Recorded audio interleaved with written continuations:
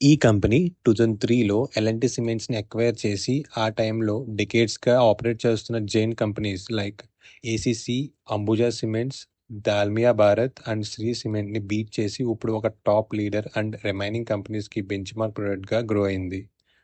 అదే అల్ట్రాటెక్ సిమెంటే. Aditya Birla group L&T సిమెంట్‌ని అక్వైర్ చేస్తున్న టైంలో మైనారిటీ షేర్ హోల్డర్స్ నుంచి చాలా క్రిటిసిజం అండ్ అపోజిషన్ ఫేస్ చేసింది. బట్ అండర్ కుమార్ మంగళం బిర్లా లీడర్‌షిప్‌తో ప్రస్తుతం మనం ఇది ఓలా స్టైల్‌లో చెప్పాలంటే globally third largest cement company excepting China. UltraTech cement growth మనం 4 ఫేజెస్ కింద డివైడ్ చేయొచ్చు.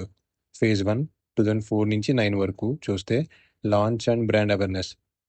ప్రీవియస్ స్టేక్ హోల్డర్స్‌తో పాస్ట్ కంటే బెటర్ పెర్ఫార్మెన్స్ చేస్తామని అష్యూరెన్స్ ఇచ్చి డీలర్ కాంట్రాక్టర్స్‌తో క్లోజ్‌గా వర్క్ చేశారు. ఫేజ్ 2 2010 నుంచి 15 బిగినింగ్ కన్సాలిడేషన్.